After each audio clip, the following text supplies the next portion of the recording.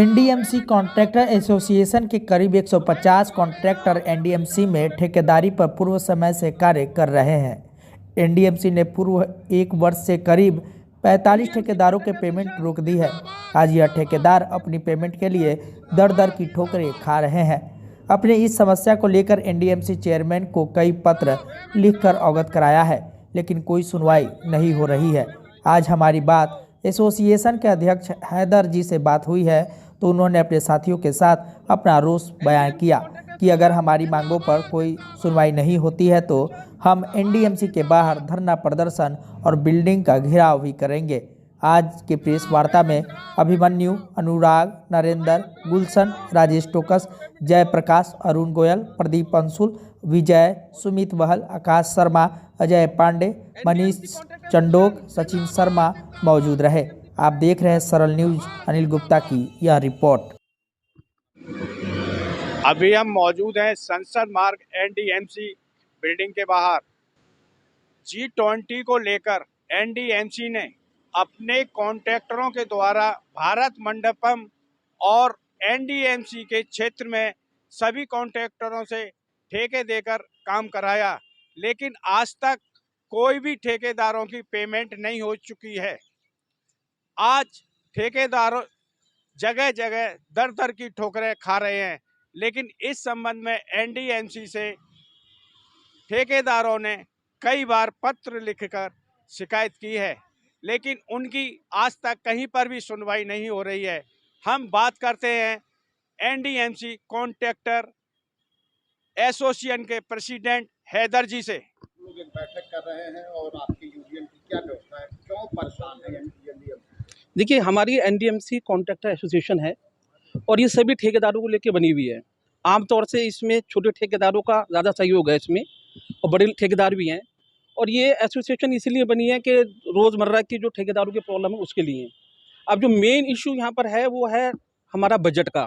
देखिए, इससे पहले क्या होता था कि सन 2020 तक एक एक डिवीज़न को 5-5 करोड़ से लेकर 5.5 करोड़ मिलते थे, और हमारे यहाँ जो डिवीज़न है बिल्डिंग और रोड में वो लगभग 10 डिवीज़न है, तो इस हिसाब से 50 करोड़ रुपए हमें मिल जाने चाहिए थे। लेकिन इन्होंने 31.5 करोड़ रुपए उसमें पास किए, और 31.5 में भी 21.5 करोड़ रुपए इनको दिए, जबकि उसमें से 12-13 करोड़ रुपए की देनदारी बाकी है। तो हमारा कहना यह है कि जिस डिवीज़न को 5 करोड़ मिलने चाहिए थे उसको आपने 2.5 करोड़ रुपए दिए हैं, और 1.5 करोड़ रुपए जो है वो आप जो है पिछले पैसे देने हैं, तो उनको आगे कैसे काम चलाएंगे? G20 में उन्होंने काम करा, प्रधानमंत्री ने बड़ा अच्छा काम किया। प्रधानमंत्री जी को ये बदनाम करना चाहते हैं। प्रधानमंत्री जी ने G20 के लिए इतनी मेहनत करी और यहाँ के लिए कहा कि इसको सुंदर बनाया जाए। हम लोगों ने दिन रात एक करके और यहाँ पर काम किया और कोशिश करी कि कोई शिकायत, बाहर के लोग आ रहे हैं कोई शिकायत ना हो। हमने रातों में यहाँ पर काम किया, लेकिन उसका हल ये निकला, इन लोगों ने काम भी हमसे करवाया, उसका हल ये निकला कि ये चाहते हैं कि मोदी जी को किसी तरीके से बदनाम किया जाए, और उनकी जो आगे की जो वो है, ताकि ये दिखाया जाए विपक्ष को कि देखिए G20 के नाम पर काम तो हुए लेकिन पेमेंट नहीं थी इनके पास। जबकि मैं आपको ये बताना चाहता हूँ कि एनडीएमसी जो है वो हमारी सबसे रिचेस्ट बॉडी है, तो उसके बावजूद हमारी पेमेंट नहीं हो रही।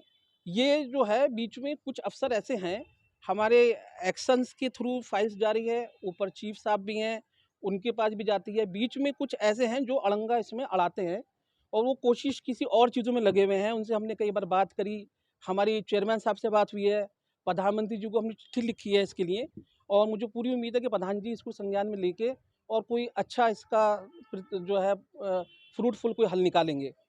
लेकिन उसके बावजूद मुझे लगता है कि जो बीच की हमारी कड़ियाँ हैं उन पर जब तक सख्ती नहीं होगी, जब तक वो चाहते ही ये हैं कि उनको वहाँ से हटाया जाए और ऐसी मलाईदार पोस्ट भी दिया जाए, क्योंकि वहाँ जहाँ वो बैठे हुए हैं कुछ लोग, वो वहाँ से उनकी कमाई नहीं हो पा रही, तो वो इस उम्मीद में लगे हुए हैं। उनसे बात भी हुई है, वो चाहते ही हैं कि हमें यहाँ से हटाया जाए और मलाईदार पोस्ट पर लगाया जाए। हम इतना परेशान करने हैं एनडीएमसी को, ठेकेदार को, कि बड़े अफसर खुद हमें जो यहाँ से हटाएं।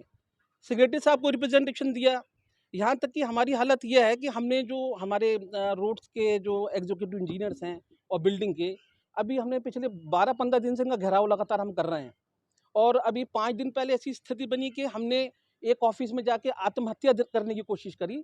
आप R2 डिवीज़न में जाके पता कर सकते हैं। संजय वर्मा जी उसके एग्जीक्यूटिव इंजीनियर हैं। हमने अपनी पेमेंट को लेकर जब कहा और हमने देखा कोई हल नहीं निकल रहा है, जब यहाँ जाते हैं तो ये कहते हैं जी ऊपर से प्रॉब्लम है।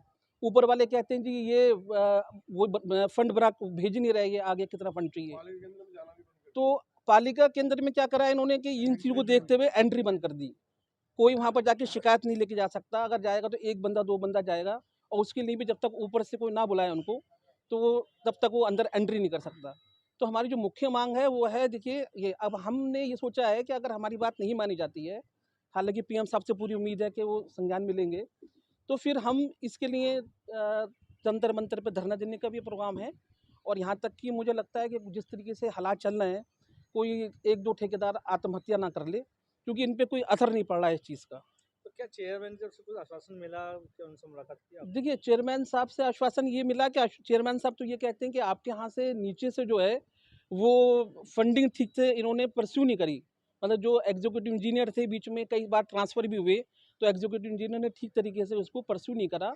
और बीच में आके जो प्लानिंग जो हमारा डिपार्टमेंट है, वो डिपार्टमेंट हमारा बहुत ज़्यादा इस वक्त बहुत भ्रष्ट डिपार्टमेंट हो चुका है। वो चाहता है कि जब तक कोई मलाईदार चीज़ ना मिले वो काम करने को तैयार नहीं है। कौन लोग हैं वो ऐसा, आपको किस पद पे देखिए है? मैं उनका नाम लेना नहीं चाहूँगा, लेकिन वो आप जानते हैं कि कौन यहाँ पर हैं प्लानिंग में बैठे हुए, और वो चाहते हैं कि हम रोड या बिल्डिंग में या कहीं पर आएँ। तो इस तरीके से वो पूरी कोशिश कर रहे हैं कि फंडिंग को कम कर दिया जाए। चंदा कौन लगा रहा है उसे? लगा रहे हैं वो अभी दूसरे भैया